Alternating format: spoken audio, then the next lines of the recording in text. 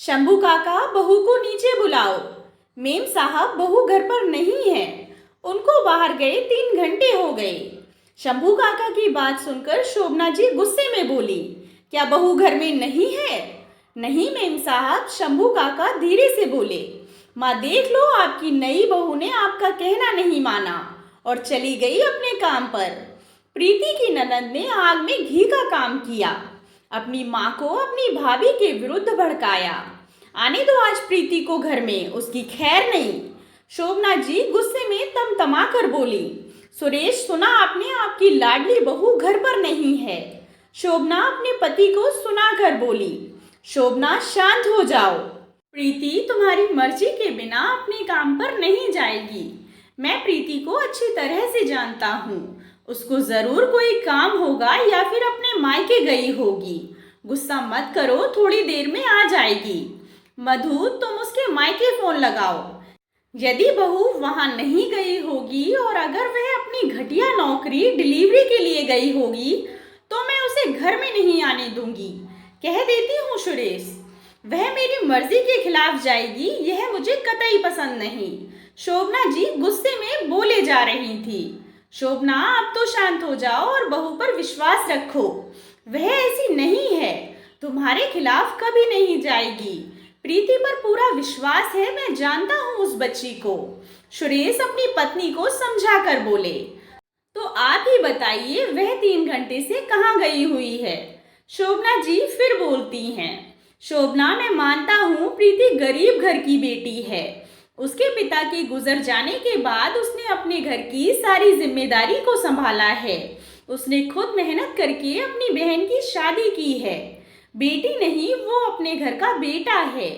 परिवार का पूरा खर्चा चला रही थी, लेकिन बहुत स्वाभिमानी लड़की है, मेहनती भी है और अब उसे अपनी मम्मी और दादी की चिंता है, उनके खर्चों की चिंता है, उसका परिवार कैसे चलेगा।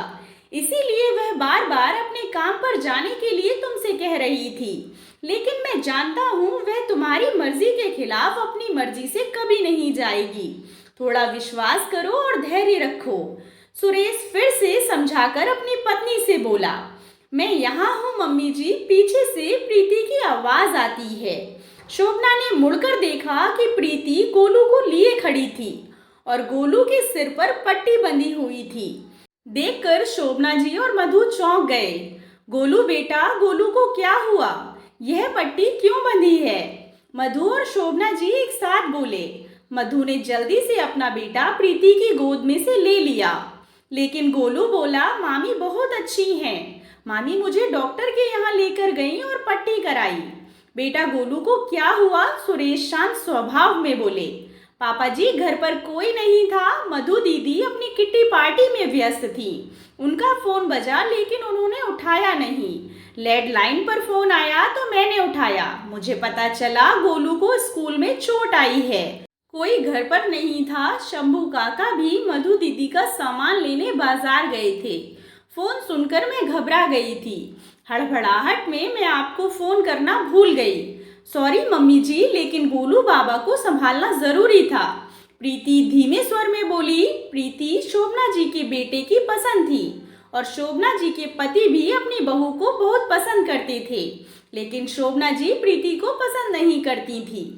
लेकिन आज प्रीति की यह बात देखकर शोभना जी ने उसको अपने गले से लगा लिया और उनकी आंखों में आंसू आ गए। बेटा मैं कितनी गलत थी, तुम भी मेरी बेटी ही हो, तुम भी अपने काम कर सकती हो। आज के बाद मैं तुम्हें कभी नहीं रोकूंगी। माफ करना प्रीति, मैंने तुम्हारा बहुत अपमान किया। शोभना जी रोते हुए बोली, मम्मी जी आप रोइए मत, आप भी मेरी माँ के समान हैं। प्रीति शांत स्वर में बोली। मधु ने भी अपनी भाभी को गले से लगा लिया। भाभी मुझे माफ कर दो, आज आपने मेरे बेटे को संभाला। धन्यवाद भाभी। प्रीति अपनी ननद और सास के गले लग गई। माफी की क्या बात है, यह तो मेरा फर्ज था। परिवार के सुख दुख में हम सब साथ हैं। यह देखकर सुरेश जी भी बहुत खुश हुए और बोले, प्रीति को बहुत आशीर्वाद।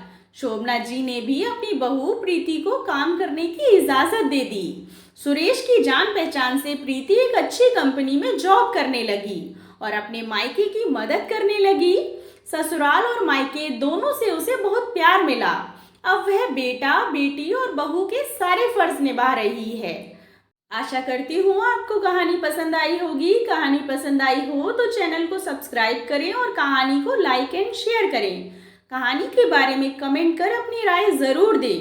कहानी सुनने के लिए आप लोगों का बहुत बहुत धन्यवाद।